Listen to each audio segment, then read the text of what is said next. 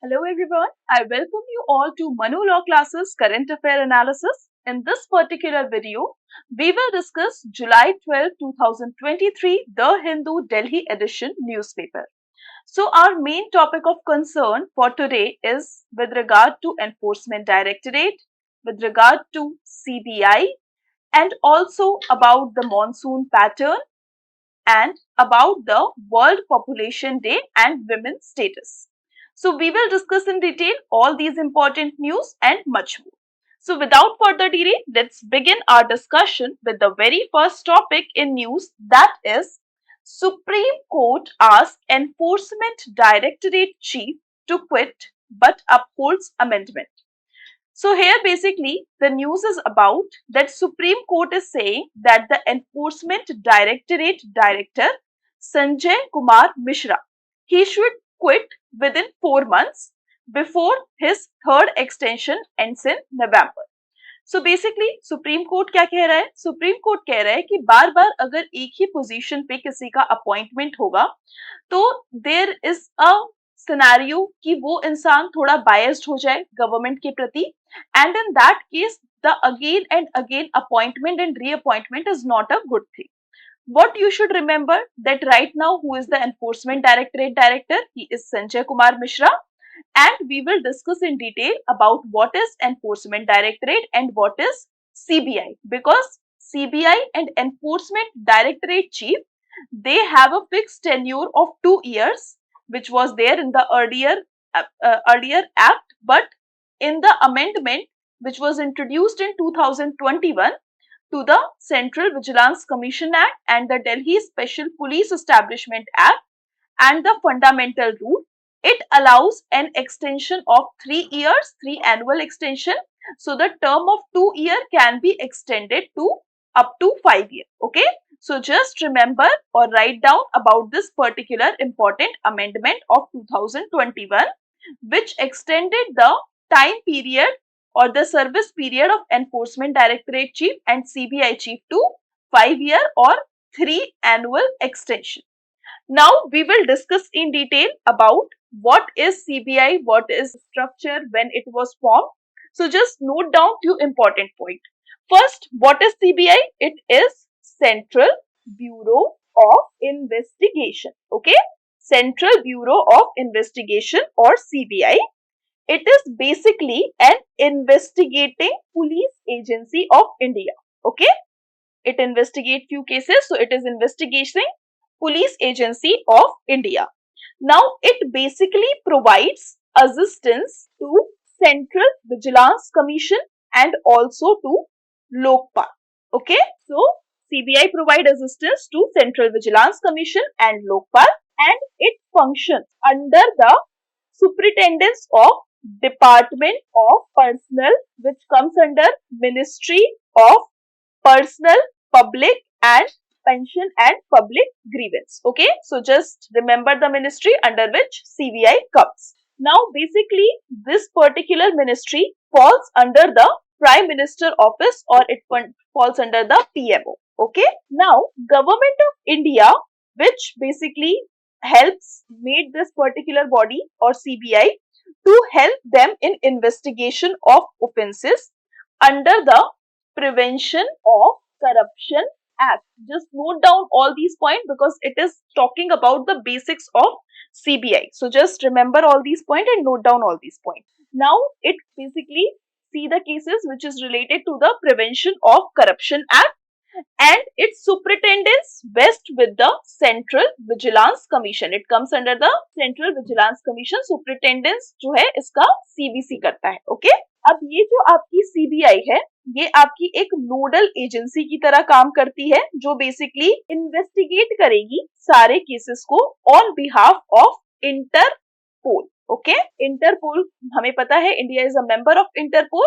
सो Interpol के behalf पे काम कौन करता है इंडिया में? सीबीआई काम करता है. ठीक है. Now basically if we see at the conviction rate, so it is as high as 65 to 70%, which is like it shows that CBI is the best investigation agencies around the world.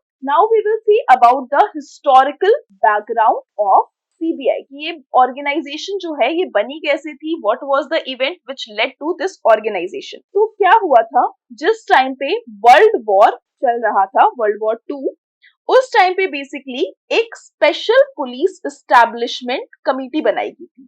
क्या बनाई गई थी? Special police establishment committee. Okay, ये बनाया गया था आपका 1941 के टाइम पीरियड में, और यहाँ पे basically it dealt with the, it was under the department of war of the British India, and basically it was made, this particular committee was made to inquire into the allegations of bribery and corruption। मतलब अगर कोई body बनाई जाती है, कोई committee बनाई जाती है, तो उसका कुछ एजेंडा होता है।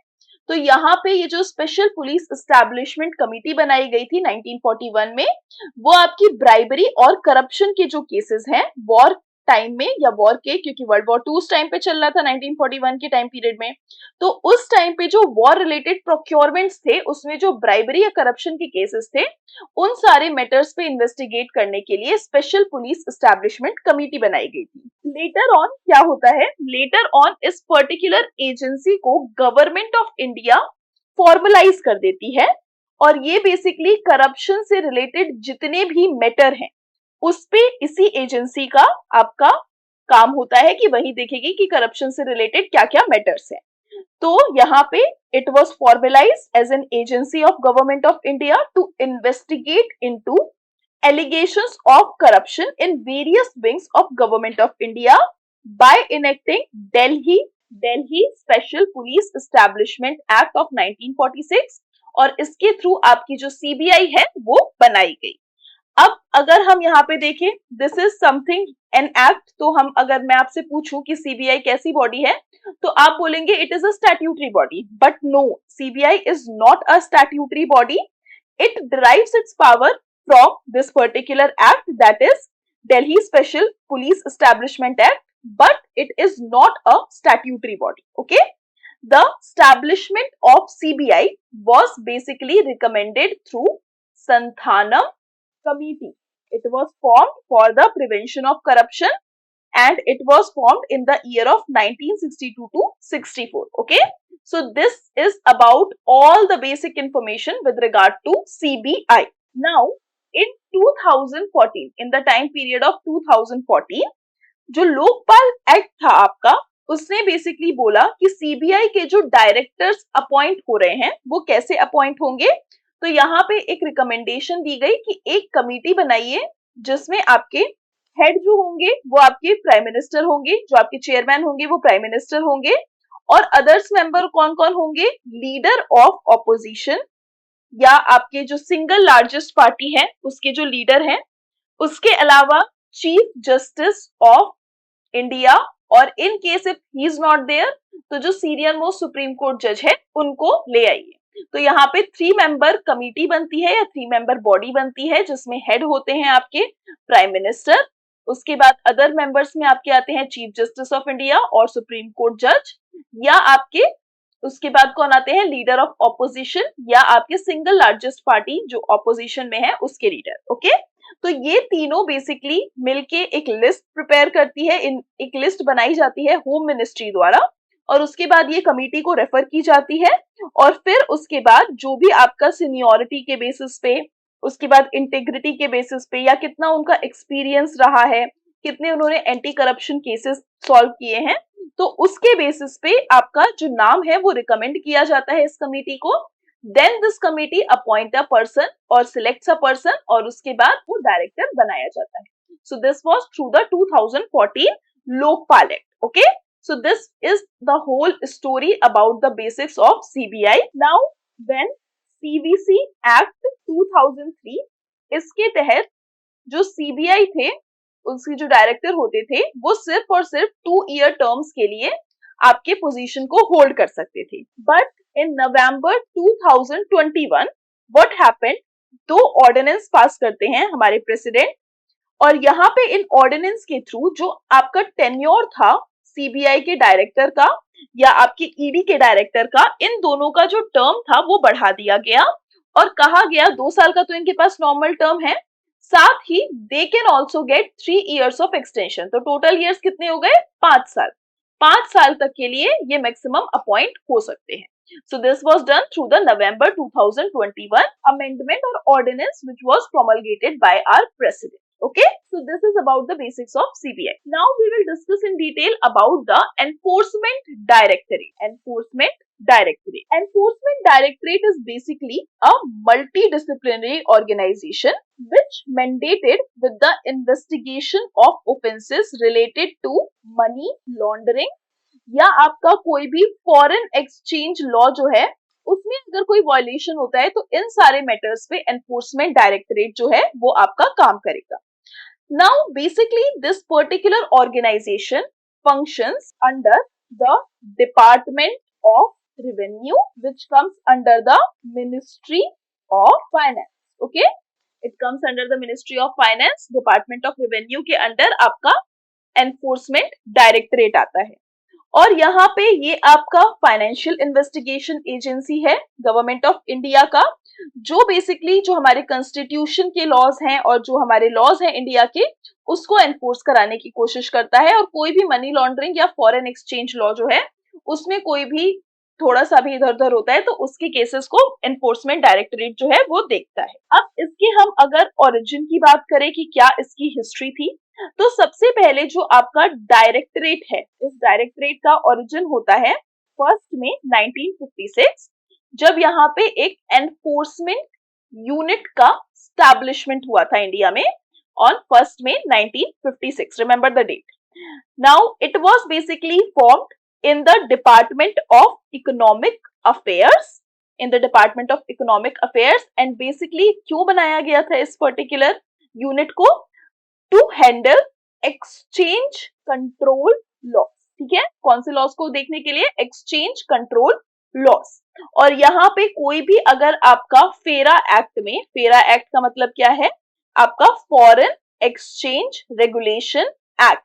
नाउ फेरा एक्ट 1947 में अगर कोई भी आपका प्रॉब्लम होगा या कोई भी इधर उधर होगा तो उसके लिए इस यूनिट को बनाया गया था enforcement unit under the department of economic affairs. Now its headquarter, enforcement directorate की हेडक्वार्टर की बात करें तो it is there in New Delhi and it is headed by basically a legal service officer as the director of the enforcement. Okay, इसके साथ में enforcement directorate का head office तो यहाँ पे हो गया न्यू दिल्ली में. 2 ब्रांचेस भी हैं, one is at Bombay and second is at Kolkata.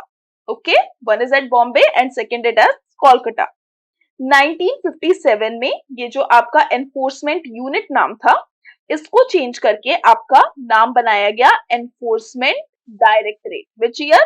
In the year of 1957. Okay, और एक और ब्रांच आपकी खोली गई, यहाँ पे बॉम्बे और कोलकाता में ब्रांच थी, तीसरी ब्रांच और खोली गई और ये आपकी खोली गई मद्रास में, जिसको अभी हम चेन्नई के नाम से जानते हैं. ठीक है, चेन्नई वाला जो एरिया है वहां पे इसको खोला गया इसका ब्रांच. 1960s में आपका जो एडमिनिस्ट्रेटिव कंट्रोल था इस डिपार्टमेंट का, डिपार्टमेंट या एनफोर्समेंट डायरेक्टरेट का, it was transferred to the from the department of, पहले ये DEA के अंदर था, डिपार्टमेंट ऑफ इकोनॉमिक अफेयर्स, इससे आपका ट्रांसफर हो गया जो आपका डिपार्टमेंट ऑफ रेवेन्यू है उसमें. ठीक है, डिपार्टमेंट ऑफ रेवेन्यू में 1960s में इसका ट्रांसफर हो जाता है. अब जैसे जैसे टाइम बीता जो फेरा 1947 था उसको रिपील किया गया और उसको रिप्लेस किया गया फेरा एक्ट 1973. और यहाँ पे बेसिकली जब से आपका फेरा एक्ट 1973 आया और इकोनॉमिक लिबरलाइजेशन आया उसके बाद से फिर फर्दर इसको भी रिपील कर दिया गया और उसके बाद नेक्स्ट जो आपका एक्ट आया वो फेमा एक्ट आया, that is foreign exchange management act 1999. और फिर उसके बाद से जो आपका इस मनी लॉन्ड्रिंग का केस या फेमा केस में अगर कोई आपका फॉरेन एक्सचेंज लॉज में अगर कुछ प्रॉब्लम होती है तो उसको डील करने के लिए एनफोर्समेंट डायरेक्टरेट जो है वो आपका काम करता है. और basically to tune it with the international anti money laundering regime, the prevention of the money laundering act 2002, it was enacted and enforcement directorate was entrusted with the enforcement from 1st July 2005. Okay, now we know कि यहाँ पे जो आपका directorate है उसका head office headquarter Delhi में है. अब यहाँ पे इसको हेड करते हैं डायरेक्टर ऑफ द एनफोर्समेंट. और अभी एट प्रेजेंट इसका, अभी मैंने आपको बताया 3 ऑफिस के बारे में बता दिया है, बॉम्बे, कैलकाटा एंड चेन्नई। इसके अलावा आपका यहाँ पे चंडीगढ़ भी इसमें आता है, it has branch in Chandigarh and also in Delhi, like it is headed in Delhi, so it is also under enforcement directorate. Now basically it has 10 zonal offices and 11 sub zonal offices. तो यहाँ पे जो recruitment होता है ये basically आपके जो retired IRS officers होते हैं, आईपीएस ऑफिसर्स होते हैं, आईएएस ऑफिसर्स होते हैं, उन्हीं का यहाँ पे आपको एज अ असिस्टेंट डायरेक्टर और डायरेक्टर्स अपॉइंट किया जाता है। Now, in the year of November 2021, as I already told you, CBI और Enforcement Directorate जो है, उनका टेन्योर जो है, उसकी जो डायरेक्टर्स है, उनका टेन्योर 2 साल से बढ़ा के 5 साल कर दिया गया था, मतलब 3 एक्सटेंशंस इनको मिल सकते हैं अपने टाइम पीरियड में। So, this is about it. This is about the history of all these important organization. Just note down all these points, and in case if you are unable to write it in live mode, just see the recorded version and there note down all these important points. Okay, moving further toward our next important article, that is with regard to the GST Council. Now GST Council to impose 28% tax on online gaming firms. The GST Council at its 50 meeting on Tuesday reduced or clarified the tax rate on some article.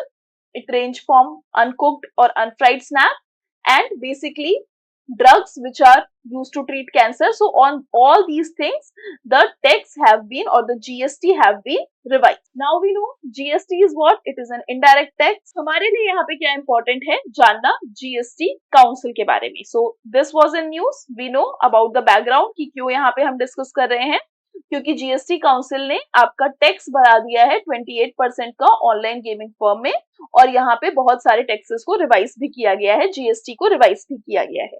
तो अब यहाँ पे हमारे लिए important हो जाता है what is GST council, इसका बैकग्राउंड देखना हमारे लिए जरूरी है। जीएसटी काउंसिल की अगर हम बात करें तो 122nd, just listen carefully, 122nd amendment bill जो था आपका, उसके थ्रू जीएसटी काउंसिल जो था या जीएसटी जो था उसको इम्प्लीमेंट करवाने की बात की गई थी, और ये पास हुआ था आपका अराउंड 2016 में। 15 स्टेट से ज्यादा ने इसको रेटिफाई किया और फिर इसको प्रेसिडेंट का असेंट मिला था। Now GST council is what? GST council is a joint forum of centre and state. GST council is a joint forum of centre and state and it was set up by the president under article 279A1. okay, under article 279A1 GST council was established or GST council was set up through this article. okay, now if we talk about the member, कौन कौन इस council के member होते हैं, तो इस council के member सबसे पहले आपके कौन होंगे? यूनियन फाइनेंस मिनिस्टर, जो कि आपके चेयरपर्सन की तरह काम करेंगे। Then we will have union minister of state for finance, जो आपके स्टेट्स के अंदर फाइनेंस मिनिस्टर के स्टेट फाइनेंस मिनिस्टर जो होते हैं वो इसके मेंबर्स होंगे। उसके अलावा आपके जो यूनियन मिनिस्टर होंगे, state minister of state, I have already told you there is a division. पहले आते हैं कैबिनेट मिनिस्टर, फिर आते हैं minister of state independent charges, फिर आते हैं minister of state dependent, then comes the deputy minister. तो इसमें सबसे पहले जो आपके कैबिनेट मिनिस्टर होते हैं या यूनियन फाइनेंस मिनिस्टर होते हैं वो इसके मेंबर होते हैं। उसके बाद जो मिनिस्टर ऑफ स्टेट होते हैं फाइनेंस के, वो भी इसके मेंबर होते हैं सेंटर की तरफ से, और हर एक स्टेट अपनी तरफ से एक मिनिस्टर को अपॉइंट करता है, नॉमिनेट करता है, जो यूजुअली आपके फाइनेंस और टैक्सेशन से डील करते हैं, उनको स्टेट नॉमिनेट करता है, and these people form the GST council और they are the members of GST council. Now the council according to, just remember this article, it is very important, article 279, the council according to article 279 is meant to make recommendation to the union and the state on important issue related to GST, like the goods and services that may be subjected or exempted from the GST or model GST law। जैसे कि अभी यहाँ पे अगर हमें 28% tax लगाना है online gaming पे, या किसी भी आपकी कमोडिटी पे टैक्स लगाना है या टैक्स हटाना है, कम करना है, ज्यादा करना है, जो कुछ भी करना है, ये आपका decision under article 279 GST council लेगी, ठीक है। And it also decides the rate slabs of GST. जैसे कुछ चीजों पे 8% लगेगा, कुछ चीजों पे 18% लगेगा, तो ये जो स्लैब्स होते हैं ये भी आपका जीएसटी काउंसिल ही डिसाइड करती है। Now for instance an interim report has been suggested, और यहाँ पे आपका ऑनलाइन गेमिंग पे, कसिनोज पे, हॉर्स रेसिंग पे 28% जीएसटी लगेगा। और यहाँ पे ये जो आपका मीटिंग था, this is the first meeting since a decision of the supreme court in May 2022 with regard to the recommendation of GST Council are not binding। और यहाँ पे आपका जो कोर्ट है उसने कहा था कि जो आपका आर्टिकल 246A है कॉन्स्टिट्यूशन का, it gives both the parliament and the state legislature simultaneous power to legislate on GST, and recommendation of the council are the product of the collaborative dialogue involving union and state। मतलब basically आपका supreme court ने बोला था कि दोनों को अपनी सहमति से यहाँ पे कोई भी जो बात है, कोई भी टैक्स है वो इम्प्लीमेंट करना होगा, ठीक है। Now here is another news from Kashmir issue, like we know article 370 has been scrapped। और यहाँ पे बेसिकली आपका कुछ लोगों ने पिटीशन डाली थी, और यहाँ पे उन्होंने बोला था कि ये कॉन्स्टिट्यूशनल तरीके से स्क्रैप नहीं किया गया है, स्टेट से परमिशन नहीं ली गई थी at that time, president rule was imposed, और उस टाइम पे आपने आर्टिकल 370 स्क्रैप कर दिया। तो अभी उसी का केस जो है वो आपका सुप्रीम कोर्ट में चल रहा है, और उसमें आपका एक इंपॉर्टेंट स्टेटमेंट हमारे chief justice of India DY Chandrachud ने दिया है कि the perspective of the union government has no bearing on the issues raised in the petition and shall not hence be relied upon for that purpose। This case concerned a pure constitutional challenge। Okay, so यहाँ पे यही आपका important judgment है, और यहाँ पे आपके important जो बेंच है उसको हेड कर रहे हैं justice DY Chandrachud, so and including the 4 other senior most judge। Okay, so this much is important for you। Moving further toward our next important article, that is with regard to the stay on the LG appointment as chair of the Yamuna panel। Supreme court ने basically NGT के बारे में मैंने आपको अच्छे से पढ़ाया है, तो आप लोग एनजीटी को रिवाइज कर लेंगे। एनजीटी में यहाँ पे एनजीटी का जो आपका एक ऑर्डर था जनवरी 9 का for the appointment of the lieutenant governor VK Saxena as the chairperson of a high level committee to combat pollution in Yamuna river, इसको बेसिकली सुप्रीम कोर्ट ने स्टे लगा दिया है। यहाँ पे एक 3 जज बेंच बैठी थी, जिसमें चीफ जस्टिस आपके DY चंद्रचूड़ ने क्लियरली बोला कि यहाँ पे LG's का appointment for the committee chairperson is not good, और यहाँ पे इन्होंने स्टे लगा दिया इसमें। और यहाँ पे आप गवर्नमेंट ने बेसिकली इसको अनकॉन्स्टिट्यूशनल बोला था, और यहाँ पे बोला था कि ये एक अनइलेक्टेड फिगर हेड है, तो इनको चेयरपर्सन क्यों बनाया जाए। So this was about this particular important news। Moving further toward our next important article, that is coming in from our editorial section, that is talking about the World Population Day and the demographic transition। तो हमें पता है, कल भी हमने इस news को discuss किया था कि वर्ल्ड पॉपुलेशन डे जो है वो जुलाई 11 को मनाया जाता है। आपको बताना है what was the theme of 2023 and 2022 world population in the comment box. Okay, now basically यहाँ पे इंडिया का जो डेमोग्राफिक जर्नी है, इसने बेसिकली लोगों की लाइफ चेंज कर दी है। अब इस पूरे आर्टिकल में जो ऑथर है, क्योंकि अभी इस बार का जो हमारा थीम है that is related to gender sensitivity, reproductive autonomy, तो यहाँ पे बेसिकली जेंडर के ऊपर बहुत ज्यादा बातें की गई है। तो यहाँ पे आपका जो ऑथर है उसने बोला है कि जब से हम इंडिपेंडेंस हुए हैं उस टाइम से लेके अब तक हमने बहुत ज्यादा ग्रोथ किया है। हमारा ग्रोथ, हमने स्टारवेशन को कम किया है, इम्प्रूव किया है पब्लिक हेल्थ को, मेडिकल मेरिकल्स को। 1941 से अगर हम कंपेयर करें तो मेल लाइफ एक्सपेक्टेंसी जो है वो उस टाइम पे आपकी 56 ईयर थी, और सिर्फ 50% बॉयज जो थे 28 की एज तक सरवाइव करते थे। लेकिन अगर अभी की बात करें तो यहाँ पे हमारी 69 ईयर्स है लाइफ एक्सपेक्टेंसी, और 50% जो आपके लोग हैं वो आपका 75 ईयर्स तक सरवाइव करेंगे। सो this is about the static data कि अभी हमारी इससे हमें क्या जानने को मिलता है कि life expectancy of India at present is 69 years. Okay, now earlier because life expectancy कम थी तो लोग बच्चे ज्यादा करते थे कि अगर 4 बच्चे हैं तो उसमें से 2 तो सरवाइव करेंगे ही। बट अभी ऐसा नहीं है। अभी क्या हो रहा है, हमें सिर्फ 2 बच्चे भी हो तो वो भी सरवाइव करेंगे। तो इसके कारण प्रॉब्लम क्या हो रही है, इसके कारण लोग सेक्स सिलेक्टिव अबॉर्शन करवा रहे हैं। That many a times people think that boys are a good option than girls, and this causes basically sex selective abortion। क्योंकि अभी लाइफ एक्सपेक्टेंसी बढ़ गई है तो ऐसा है नहीं कि 4 में से 2 बचेंगे या 3 में से 2 बचेंगे, तो इसीलिए जो है वो बचेंगे ही।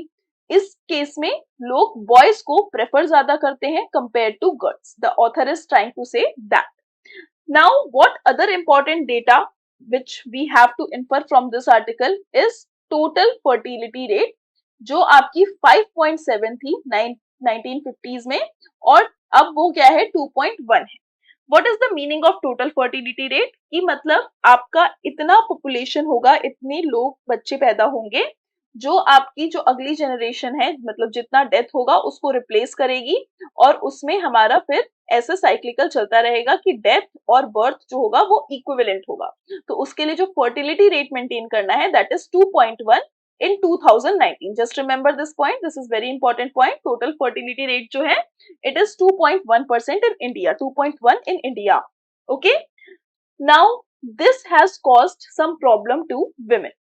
women जो है उनके चलते, क्योंकि सब कोई चाहते हैं, people prefer to have sons, and their preference for son leads to a discrimination for women।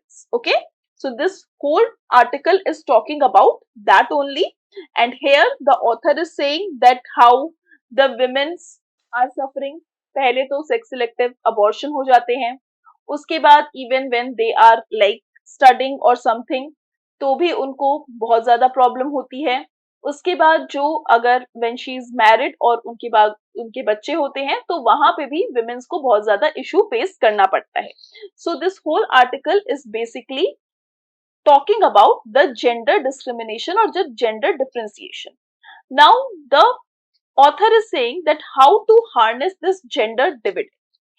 First of all हम अभी देख रहे हैं, अभी के टाइम पे पेट्रियार्कल नॉर्म्स जो हैं उससे हम थोड़ा अलग जा रहे हैं। पहले वुमेन्स को पढ़ाया नहीं जाता था, अब वुमेन्स को पढ़ाया जाता है। तो यहाँ पे वुमेन्स का एक्सेस एम्प्लॉयमेंट को लेके, असेट को लेके, रिलायंस जो है उनका सन के ऊपर, मतलब एक बेटे के ऊपर, वो कम कर रहा है, क्योंकि people like male and female both are earning and both are capable. तो यहाँ पे जो रिलायंस है मेल बच्चे पे या मेल सन पे, तो वो रिलायंस कम होता जा रहा है, और इससे जो आपका जेंडर डिसएडवांटेज है वो थोड़ा, मतलब अलॉट, पूरा नहीं खत्म हुआ है, बट हाँ थोड़ा a lot of things are improving. So this causes what, this causes that gender dividend हम इसको हार्नेस करने की कोशिश कर रहे हैं। और जो ईस्ट एशियन नेशन है जहां पे डेमोग्राफिक ट्रांसफॉर्मेशन जो है, इसके कारण basically forgone marriages, child bearing, early marriages, child bearing remain central to the Indian women's.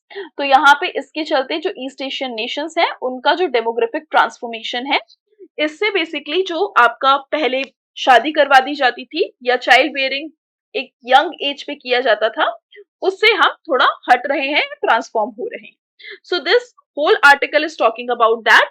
साथ में जो ऑथर है वो आपको एक सजेशन भी दे रही है कि जो national rural employment guarantee scheme है, इसके थ्रू हमें पता है national rural employment guarantee scheme के तहत आपको 100 दिन का काम मिलता है, 100 डेज का एम्प्लॉयमेंट मिलता है। सो यहाँ पे बेसिकली ये जो आपका स्कीम है इसमें कहा गया है कि कैसे हम इस डिविडेंड को, जेंडर डिविडेंड को हार्नेस कर सकते हैं। तो हमें कुछ क्रचेस जो हैं बनवाने चाहिए under NREGS, so that women और the female staff can work and they can keep their child in the crutches, और इससे उनके ऊपर जो बर्डन होगा चाइल्ड केयर का वो थोड़ा कम हो जाएगा and they can contribute more to the economy. So this is about this particular article. Now we have already covered this particular topic in our previous session, जहाँ पे मैंने आपको बताया था forest conservation amendment bill, forest conservation act के बारे में मैंने पूरी डिटेल दी थी. तो अगर आपने मेरा पिछला क्लास नहीं देखा है तो वो पहले जाके देखिए. This is a news in transition और यहाँ पे अगेन ये आर्टिकल बोल रहा है कि जो आपका फॉरेस्ट कंजर्वेशन एक्ट है उसको अमेंडमेंट किया जाएगा 2023 में, और उसमें बेसिकली कुछ ऐसे स्पेसिफिक प्रोविजन है कि आपका जो नॉन फॉरेस्टेड लैंड है उससे आपका उसको भी कैलकुलेट किया जाएगा फॉरेस्ट में. उसके अलावा जो 100 एरिया जो है आपका, जो बॉर्डर एरियाज जो होते हैं उसके रेंज में 100 किलोमीटर्स का जो एरिया होगा उसमें अगर आप कोई कंस्ट्रक्शन कर रहा है सेंट्रल गवर्नमेंट तो उसको आप एनवायरमेंट क्लियरेंस में नहीं डाल सकते कि एनवायरमेंट क्लियरेंस लेने की उतनी जरूरत नहीं होती. So these are the major amendment which will be done, and also there will be an amendment on deemed forest. Okay, so this is about this whole article. इस आर्टिकल में वही जो आपका पुराना हमने कल की क्लास में डिस्कस किया था वही सारी चीजें. Moving further towards citizen action for clean politician, cleaner politics. This whole article is just talking about that how the MLAs which we are choosing, they have a lot of criminal cases against them. हमें पता है कि जो आपके MLA select होते हैं उसमें से आपके सारे एमएलए को सुप्रीम कोर्ट के जजमेंट के हिसाब से अपनी तरफ से एफिडेविट सबमिट करना पड़ता है जिसमें उनकी डिटेल्स होती हैं क्रिमिनल केसेस के ऊपर. सो ये जो क्रिमिनल केसेस हैं अगर हम देखें इस स्टैटिस्टिक्स को देखें तो उसके तहत आपकी बहुत सारी ऐसी, जैसे अगर हमारे 4001 सिटिंग एमएलएस हैं तो उसमें से 1777 जो हैं इनके अगेंस्ट क्रिमिनल केसेस दर्ज हैं, जिसमें से कुछ केसेस तो आपके मर्डर के ऊपर हैं, कुछ केसेस अटेम्प्ट टू मर्डर के ऊपर हैं और कुछ केसेस रेप केसेस हैं. तो यहाँ पे हमें पता चलता है दैट ओनली वेल्थ, जो वेल्दी पीपल हैं या जिनके पास अच्छा खासा वेल्थ है, they are going into the politics. So we need to reform all these issues so that we can have a cleaner politics and we can have a good MLAs who can take decision wisely. So this whole article is talking about that. It is not that important from examination point of view. Moving further toward our next important article, that is with regard to Uniform Civil Code. Now this whole article is basically talking about that how a community don't want that UCC should be implemented from the starting, and the author is saying that why is particular UCC is important. तो यहाँ पे हमें basics जानना है. UCC क्या है? Uniform civil code. It comes under article 44 of the Indian constitution. और ये जो आपका आर्टिकल है ये इंश्योर करता है कि जो आपकी कुछ पर्सनल लॉज हैं जिसमें आपका marriage, divorce, succession, inheritance, adoption, alimony और मेंटेनेंस, ये सारे जो इशू हैं ये सबके लिए सेम है. Okay, everyone should have same personal law. Every Indian citizen should have same personal law. So this whole article is talking about that how people are resisting.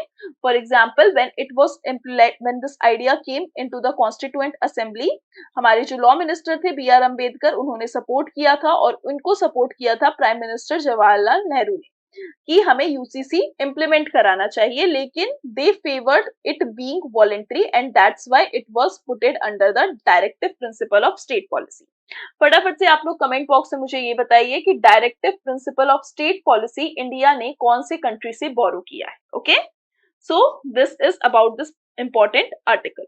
Moving further toward our next important news, that is coming in from the monsoon section. अब ये जो आपका monsoon है, अभी हमने देखा है बहुत ज्यादा बारिश हो रही है. It is leading to a flood like situation in the entire country. So basically this particular thing, how monsoon is coming, how it is related, ये हमें जानना होगा. तो यहाँ पे मॉनसून डिस्ट्रीब्यूशन की अगर हम बात करें तो यहाँ पे बेसिकली सबसे पहले हमें पता है जो आपका नॉर्दर्न वेस्टर्न घाट से आपका मॉनसून विंड जो होती है वो आती है.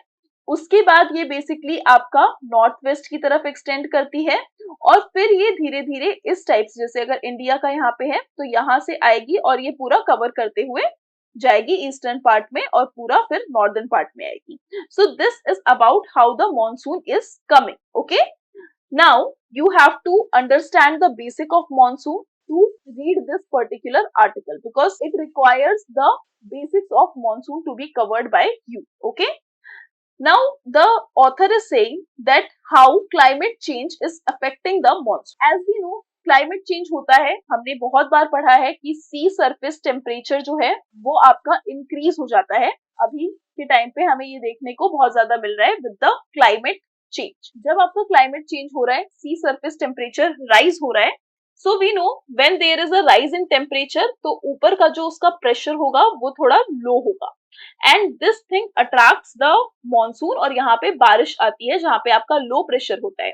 अभी हमने रिसेंटली देखा था there was a cyclone named Biparjoy. तो जो आपका बिपरजॉय साइक्लोन था वो भी क्यों आता है या कोई भी साइक्लोन क्यों आता है जब आपका लो प्रेशर होता है और सी सरफेस टेम्परेचर हाई होता है. This is the ideal condition for any monsoon wind और for any cyclone. So here basically यहाँ पे हमारा वर्ल्ड जो है वो थोड़ा वार्मर होता जा रहा है, साथ में मॉइस्ट भी होता जा रहा है, ह्यूमिड होता जा रहा है और जैसे जैसे आपकी ग्लोबल वार्मिंग इंक्रीज हो रही है उससे वार्म और ह्यूमिड एटमॉस्फेयर के कारण जो ये आपका वेदर है इसको बेसिकली ये एनहांस कर रहा है. So this is contributing to more weather changes like more cyclones and also to the extreme monsoon. जैसे अभी हम देख रहे हैं बहुत ज्यादा बारिश हो रही है, heavy rainfall हो रही है, तो ये क्यों हो रही है? Because of this climate change, it is influencing it. But not only this thing या climate change ही सिर्फ reason नहीं है, इसके अलावा भी बहुत सारे रीजन हैं क्योंकि we know we belong to a part of area like हम northern hemisphere में रहते हैं. India is coming under northern hemisphere. तो यहाँ पे हमारा जो एरिया है that is between like tropic of cancer passes through here और यहाँ पे हमारा जो इंडिया का पार्ट है वो थोड़ा सा ट्रॉपिकल पार्ट में भी आता है. तो यहाँ पे ये जो ट्रॉपिकल पार्ट में आता है उसके चलते यहाँ पे हीट बहुत ज्यादा होती है. तो इसके चलते भी हमारा बेसिकली जो रेनफॉल है वो आपका ज्यादा आ रहा है या मॉनसूनल रेनफॉल जो है वो पैची तरीके से आता है और ज्यादा आता है. ठीक है, जून में बेसिकली मैक्सिमम रेनफॉल होता है और इसके चलते आपका जून में हमें जो प्री मॉनसून रेनफॉल भी हमें अभी अबव नॉर्मल देखने को मिला है क्योंकि हमारा अरेबियन सी का जो टेम्परेचर है वो हाई है और साथ में high number of the western disturbances is there. So ये सारे इंपॉर्टेंट पॉइंट्स नोट डाउन कर लीजिए क्योंकि this is coming from the basics of monsoon. So the author is just saying कि एक तो हमारा ज्योग्राफिकल लोकेशन ऐसा है कि हमें obviously there is a lot of heat and there is a lot of moisture, उसके चलते भी heavy rainfall देखने को मिल रहा है. और दूसरा कंडीशन जो यहाँ पे ऑथर कह रहा है that is regarding the climate change.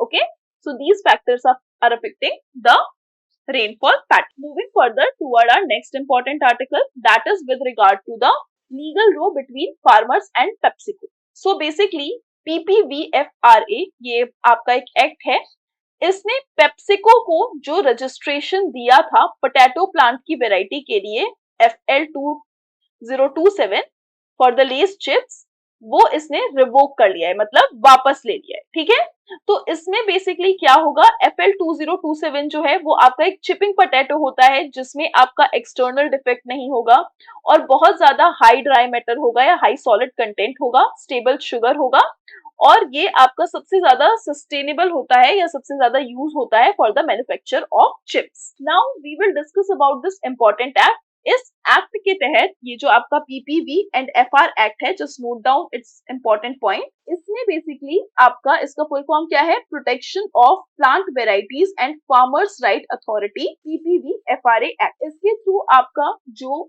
Effective framework बनाया जाता है जिससे आपका जो प्लांट वेराइटीज है उसका डेवलपमेंट और जो आपका एनकरेजमेंट है वो हो सके, कंजर्वेशन हो सके. और इसमें जो आपके ब्रीडर्स हैं उनका राइट, रिसर्चर्स का राइट, फार्मर्स का राइट, इसको इंश्योर किया जाता है जिससे जो एग्रीकल्चर डेवलपमेंट है वो इंडिया में हो सके या कंट्री में हो सके. तो यहाँ पे बेसिकली आपका ये एक इंडियन सीड इंडस्ट्री को इंश्योर करता है कि वो हाई क्वालिटी सीड्स प्रोवाइड करें, प्लांटिंग मटेरियल प्रोवाइड करें फार्मर को जिससे वो अच्छे जो क्रॉप्स हैं उसको ग्रो कर सके। और साथ में इसके थ्रू आपका जैसे सपोज करिए इसमें इसको मिला था, रजिस्ट्रेशन मिला था, तो ये वाला जो FL 2027 है ये इस पे एक तरीके की मोनोपोली हो जाती है कि यही आपका उगा सकते हैं। बट इस पर्टिकुलर राइट को छीन लिया गया है, रिवोक कर लिया गया है, क्योंकि फार्मर्स और पेप्सिको जो आपकी कंपनी है उसके बीच में एक लीगल इशू हो रहा है। सेक्शन 34 जो है पीवीवी एंड FR एक्ट का, इसमें बेसिकली प्रोटेक्शन प्रोवाइड किया जाता है ब्रीडर्स को। It may be revoked by the authority on following ground, किस ग्राउंड पे, जैसे यहाँ पे रिवोक किया गया है तो क्या क्या ग्राउंड है जिससे ब्रीडर्स का राइट जो रजिस्ट्रेशन दिया गया है, रजिस्ट्रेशन दिया गया है उसको रिवोक किया जा सकता है। तो फर्स्ट कि ब्रीडर जो है उसने रजिस्ट्रेशन सर्टिफिकेट इनकरेक्ट इन्फॉर्मेशन दे के लिया हो, या रजिस्ट्रेशन सर्टिफिकेट एक इनएलिजिबल पर्सन को मिला हो। ब्रीडर जो है उसने रजिस्ट्रार को प्रॉपर इंफॉर्मेशन या रिक्वायर्ड डॉक्यूमेंट प्रोवाइड ना किया हो, कोई भी ऑल्टरनेटिव डिनोमिनेशन जो है वैरायटी रजिस्ट्रेशन का वो ना हुआ हो, तो ये सारे आपके कंडीशंस होते हैं जिसके थ्रू रिवोक किया जा सकता है इस रजिस्ट्रेशन को। तो यहाँ पे पेप्सिको कंपनी जो है उसका रजिस्ट्रेशन रिवोक कर दिया गया है। Just remember the breed, just remember about this act and what are the conditions. Okay, so this was an important news with regard to our text and context portion. Okay, now we will discuss news from important world affairs, and here we will see that India is seeking transformation in ties with the Sri Lanka. तो यहाँ पे हमें positive transformation देखने को मिल रहा है। साथ में मैंने आपको एक कमिटी भी बताई थी जो आपका basically how to resolve the debt of Sri Lanka, उसका इंडिया चेयरपर्सन है, उसका इंडिया मेंबर है। तो इस कमेटी में 2 और कंट्रीज हैं, वो कौन कौन से हैं इसको आप कमेंट बॉक्स में बताएंगे। साथ में यहाँ पे बेसिकली जो आपके फॉरेन सेक्रेटरी हैं उन्होंने ये स्टेटमेंट दिया है कि आपका पॉजिटिव तरीके से ट्रांसफॉर्मेशन इंडिया में देखने को मिल रहा है। उसके अलावा इंपॉर्टेंट न्यूज यहाँ पे है, first French long range missile reach Ukraine. तो वी नो कि आपको यूक्रेन रशिया वॉर में European countries and America is supporting Ukraine and they are providing military aids to Ukraine. So here basically France is delivering a number of Scalp long range cruise missile to Ukraine as said by the ministry. So यहाँ पे Scalp के बारे में जानिएगा। Scalp is basically an air launched British French missile known to the UK forces as Storm Shadow, okay, and it is the longest range western weapon of Ukraine जो अभी Ukraine को मिला है, और यहाँ पे नेटो समिट में इन्होंने बोला था कि हम ये प्रोवाइड करवाएंगे। सो ये आपका जो फर्स्ट स्लॉट है वो आपका प्रोवाइड करवा दिया गया है Ukraine. So this is about today, आज की इंपॉर्टेंट न्यूज हमने आज की क्लास में डिस्कस कर ली। For further update stay tuned with Manu law classes current affair analysis. Daily हम ऐसे ही डिस्कशन करेंगे और एक रेगुलरिटी मेंटेन करके रखिए ताकि आप लोग सारे न्यूज से अवेयर रह सकें, which will give you an edge in your examination. So thank you everyone, and if you like this session, definitely do like and subscribe and share it with your friends. Thank you.